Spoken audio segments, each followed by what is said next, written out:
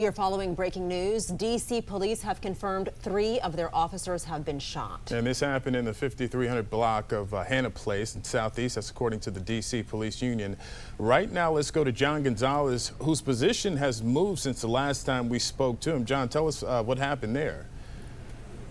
That's absolutely right. Things are so fluid right now, Robert, that they're moving things around. Police are extending perimeters. So we've moved just also to give us a better vantage point. Right now we're at Benning Road and 8th Street. And take a look. You can see all the way down Benning Road, obviously completely closed off, but you've got a tremendous amount of police activity. We understand that way down the hill is where the command center has been set up. Now, that road right there, that's Hannah Place. Just up that hill, you see the officers right there on foot, standing there on the street. That is just feet from where this home is, where this shooting occurred. Right now, no word of any arrest, but we do know, police confirming, at least the police union confirming, 3 D.C. police officers have been shot. This happened at around 8 o'clock this morning. And take a look what's happened here. I'll set the scene a little bit for you.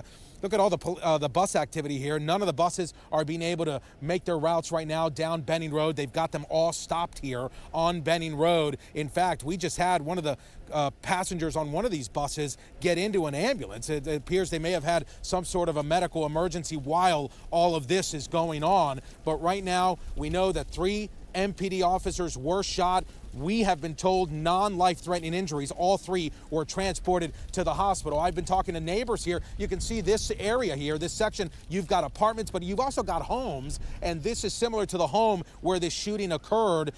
We understand, according to one neighbor I spoke to, they heard several shots at around 8 o'clock this morning, and they immediately ran into the house. Many of these folks at that time getting ready to head to work, head to school, that sort of thing. So right now we are waiting to hear from police. They've set up a media staging area where at some point we hope to hear from someone, a commanding officer, perhaps the police chief. We're not sure right now if the police chief has arrived here at the scene, but a tremendous amount of police activity right now. We've been seeing more detectives. In fact, John, spin the camera around. This is what we've been seeing throughout while we've been here. More police, more detectives arriving here on the scene. We're hearing more sirens coming in from the distance. Let me actually lift this, do these guys a favor here if I can.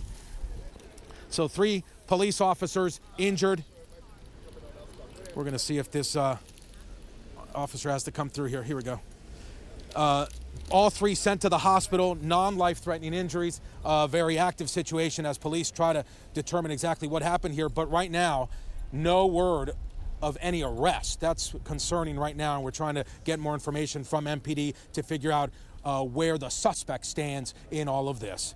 That's the latest. As soon as we get more, we're going to be here on the ground. We'll bring it to you. Back to you inside, Robert. Yeah, and John has been moved from his previous position, which, as he mentioned, this is a fluid, very active situation, so much so that our Joy Wang is still trying to find a spot where she's allowed to set up, which is our second crew that's headed in that direction. In the meantime, let's go to Lindsay Masters, because we do know that this affects the neighborhood, the surrounding neighborhood. So she's following some school shutdowns, some lockdowns at the moment, correct? Absolutely. You know, and I've got the map pulled up behind me here. There are several schools that are impacted by this. There's 2 D.C. schools that are on lockdown. One of them is Garfield Elementary School. That's along H Street. We also have Plummer Elementary School that is on lockdown. Now, you might be thinking, hey, isn't KIPP in the area as well? Yes, it is. So we just heard back from KIPP in D.C. They say that they're on what's called a secured status, right? So that means that their day is kind of as normal inside the building, but all those kids are being kept inside. They will not be going outside. And of course, there is a note that they sent out to parents about this as well. In fact, I saw at least one kid that was running into the school to get in there to make sure that she's safe to start her school day. So that's what we've learned about these schools, but there's a lot in this area as well. If you go ahead and take a look at this map, you're going to notice we've got Woody Ward Recreational Center. That's nearby. There's also some daycare centers that are nearby as well. So yeah, this is a huge upheaval that's happening. And just as Johnny mentioned, you know, he's showing you what the neighborhood looks like. I want to go ahead and pull up our Google Street View for just a moment. This is what it would normally look like without all of the police activity. This is mainly a residential area. The schools are nearby, as I just mentioned, as well as some businesses, a few blocks away. But obviously, this is having such a big impact, and I know parents are concerned as well. Those schools reaching out to us to let us know their procedures in this case. We're going to bring it back to you because I know there's still some more going on. You have team coverage. It continues right now, and we have our news partners with WTOP working the scene as well. WTOP News radio reporter John Doman is live at the scene for us. John, what are you seeing? Guys, so I'm here sort of on the edge of that ever-expanding zone that's basically all of the Marshall Heights neighborhood right now. I'm right in front of KIPP, where you guys just talked about a couple of minutes ago, where they're on that secure status right now. Things look fine on the inside. I've seen a couple of students dropped off here at the school by their parents. There is police here to meet them, but this is a zone that is just getting bigger and bigger. Basically, if you're coming from East Capitol Street down to Southern Avenue along Benning Road, that is going to be shut down, and all the streets that sort of lead from Southern Avenue toward Benning Road are also kind of just all blocked off right now. It's very hard to get around through this neighborhood. It's just one of those things where we haven't gotten a lot of information yet from police in terms of when all this happened and what the status of everybody involved is beyond the 3 officers who are here. But and there's just a lot of waiting. But I don't think I've seen this much emergency response in one area really in a long time. And this, we're still a couple of blocks away from sort of the heart of that situation. And I know we don't have any word about any arrest, any word about, when things might be wrapping up, because, at this point, just the way it looks, there's not a lot of that appears imminent. Usually when these things start to wind down, you see a lot of the officers that are sort of on the scene start to move away. That is not the case. Instead, I see ATF officers sort of on the backside, just kind of waiting for their turn as well. It's just sort of almost, I don't want to say disorganized, but there's just a lot of activity. You don't know really what's going on here. Yeah, John, thank you. Definitely seems disorganized to us, but we did see John Gonzalez letting a police officer through that yellow tape. So a very active scene, and as John Doman mentioned right there are no arrests. So John, that's why that scene continues to expand, because we do know there is someone out there who is armed, who shot 3 officers, and police have to be careful for everyone.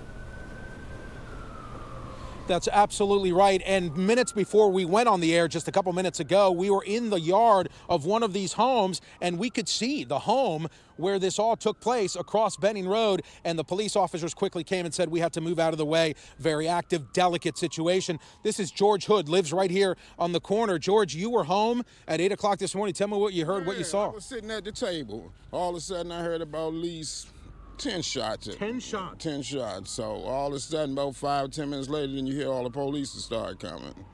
What were your thoughts? Do you hear shootings in this neighborhood quite often or no? Yeah, all the time. Yeah. So tell me what else. Did you come out to look or? Yeah, once I came out, I saw all the police coming out, and they was running up on, what's that, Hannah Street down here? In a place, yeah. Yeah.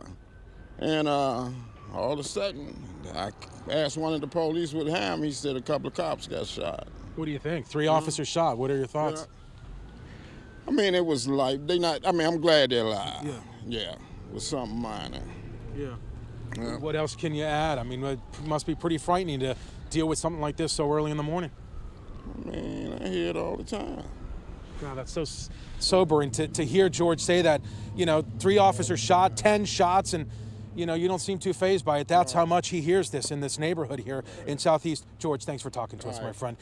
So we're going to show you, before we send it back to you, just another shot. That's Hannah Place there. Just up the road there is where that house is located, where this shooting occurred, and D.C. police confirming that 3 police officers have been wounded. You can see heavy apparatus is now showing up here at the scene. We've mentioned it several times already. No arrests have been made, and it's unclear if a suspect is still on the loose right now. We're trying to get that confirmed. John, thank you. Let's turn it over to Britt Waters right now, who has some updates on the street closures and the workarounds. Absolutely. This is one of those scenes where you have to realize that a large portion of the area is closed and you cannot access, not just where the incident occurred. So we're not just talking Hannah. It's even having a bigger impact on Benning Road Southeast, which is a very well-traveled stretch between G and Southern Avenue.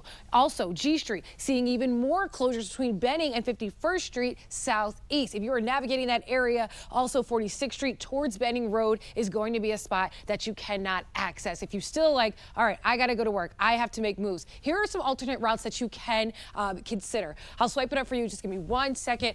I would suggest maybe Ridge Road to get you there. All around Southeast, places that you can avoid working your way around this. I'll make sure I tweet it out on my X at It's Britt Waters. Go back to Rob and Adriana. Britt, thank you for that. And as you saw, John was talking to the witness, and he was on Benning Road, a place that police officers have seen maybe one time too many, but he said 10 shots is what he heard, and it was nothing to him. Again, we do want to update you, 3 officers have been injured in this shooting. All 3 suffered non-life-threatening injuries, if you can take any good away from this situation.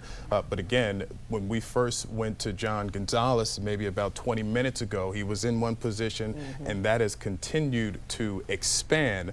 As our news partners at WTOP, John Doman had mentioned, it's very tough for him to even get a spot. In fact, our Joy Wang, as I mentioned, our Joy Wang has been trying to set up shop somewhere to get you more information, but this is just a fluid situation. Absolutely. The best advice is to stay away from that area along Benning Road.